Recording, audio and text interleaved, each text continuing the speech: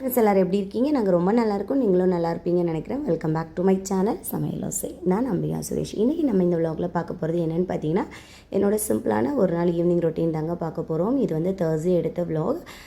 Evening ஒரு 4:30க்கு மேலே தான் விலாக் எடுக்க ஸ்டார்ட் பண்ணியிருந்தேன். இது வந்து காலையிலே கிச்சன்லாம் ஓரளவுக்கு க்ளீன் பண்ணி வச்சுருந்தேன். நான் போயிருந்தேன். அதுக்கப்புறமா வந்து இந்த செராமிக் பவுல்லாம் இருந்துச்சு சார், அதை க்ளீன் பண்ணிவிட்டு உப்புலாம் மாற்றிடலாம் அப்படின்னு சொல்லிட்டு அந்த வேலையை தான் ஸ்டார்ட் பண்ணியிருந்தேன். ஸோ அதையும் க்ளீன் பண்ணிவிட்டு அப்படியே பூஜை ரூம் க்ளீனிங் தான் இருந்துச்சு. இது வந்து கொஞ்சம் காஞ்சதுக்கப்புறமா நம்ம க்ளீன் பண்ணிவிட்டு நல்லா காய விட்டுட்டு அதுக்கப்புறமா நம்ம வந்து உப்பு, அதுக்கப்புறமா புளி ஒரு ஜாரில் அதுதான் ஸ்டோர் பண்ணி வச்சுருந்தேன். வச்சுட்டு அதுக்கப்புறமா பார்த்திங்கன்னா இதில் வந்து கல் உப்பு தான் நம்ம ஸ்டோர் பண்ணி வச்சுருக்கேன். அதுக்கப்புறமா வந்து பொடி உப்பு வந்து நம்ம தனியாக ஒரு குட்டி பவுலில் நம்ம வந்து கிச்சனில் நமக்கு பக்கத்துலேயே இருக்கிற மாதிரி நம்ம வந்து அரேஞ்ச் பண்ணி வச்சுருக்கோம். நம்மளோட சின்ன கிச்சனை நம்ம வந்து எந்தளவுக்கு நமக்கு வசதியாக இருக்கிற மாதிரி தான் நம்ம அரேஞ்ச் பண்ணி வைக்கணும். இந்த மாதிரி வச்சா நமக்கு எடுக்கிறதுக்கு ஈஸியாக இருக்கும் அப்படின்னு தான் ஒவ்வொன்றுமே நான் வந்து கரெக்டாக வச்சுருப்பேன். ஸோ பக்கத்துலேயே இந்த மாதிரி பொருட்கள் இருக்கும்போது நமக்கு எடுக்கிறதுக்கும் ஈஸியாக இருக்கும், செய்கிறதுக்கும் ஈஸியாக இருக்கும். ஸோ இதை முடிச்சுட்டு அதுக்கப்புறமா பூஜை ரூம் தான் க்ளீன் பண்ண போயிருந்தேன். பூஜை ரூம் வந்து கபோர்லாம் வந்து ஓரளவுக்கு நல்லா தண்ணி வச்சு க்ளீன் பண்ணிவிட்டு அதுக்கப்புறமா வந்து மஞ்சள் குங்குமத்தால் ஸ்வஸ்தி, அதுக்கப்புறமா அதில் வந்து மஞ்சள் குங்குமம் வச்சு எல்லாமே பண்ணி முடிச்சுட்டு அதுக்கப்புறமா பார்த்திங்கன்னா கொஞ்சம் இந்த விக்கிரகங்கள்லாம் கொஞ்சம் க்ளீன் பண்ண வேண்டியிருந்தது. ஸோ எல்லாத்தையுமே இந்த மாதிரி டேபிளில் எடுத்து போட்டு தாங்க நான் அரேஞ்ச் பண்ணுறது.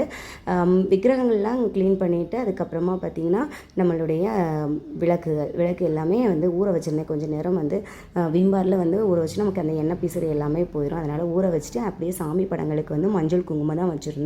ஸோ மஞ்சள் குங்குமம் ஜவ்வாது கலந்து நம்ம வைக்கும்போது நல்ல வாசனையாக இருக்கும்.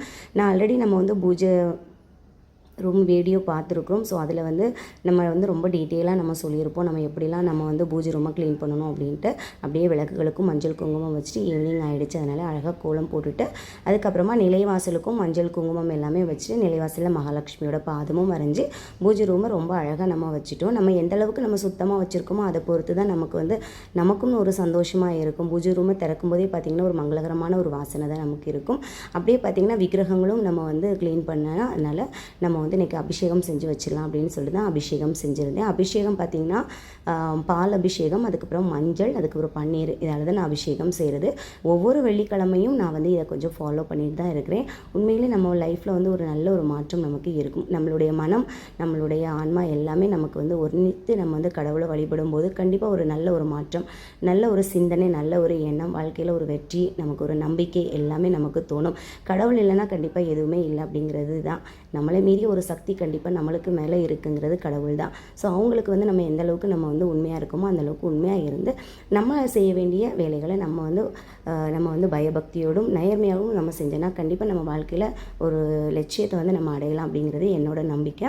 அப்படியே நைட்டு பார்த்திங்கன்னா சப்பாத்தியும் பன்னீர் பட்டர் மசாலாவும் தான் செய்யலாம் அப்படின்னு சொல்லி தான் அதுக்கு தான் ரெடி பண்ணிகிட்டு இருந்தேன். எங்கள் வீட்டில் வந்து இந்த பன்னீர் பட்டர் மசாலாங்கிறது எங்கள் குட்டீஸுங்களுக்குலாம் ரொம்ப ரொம்ப பிடிச்சது.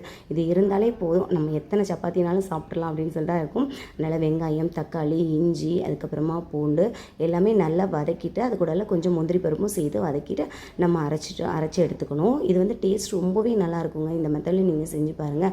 பிள்ளைங்களுக்கு வந்து பன்னீர் வந்து அதில் அதிகமாக ப்ரோட்டீன் இருக்கிறனால பிள்ளைங்களுக்கு அடிக்கடி கொடுக்குறது ரொம்ப நல்லது.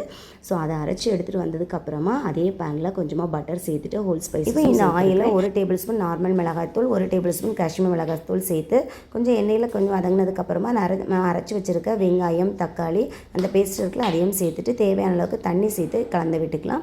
தண்ணி வந்து நம்ம கொஞ்சமாக சேர்த்தா போதும். ஏன்னா நமக்கு வந்து சப்பாத்திக்கு கிரேவி வந்து கொஞ்சம் கட்டியாக இருந்தால் தான் நல்லாயிருக்கும். இதில் வந்து தனியாத்தூள் சேர்த்து நல்லா மிக்ஸ் பண்ணி விட்டுக்கோங்க.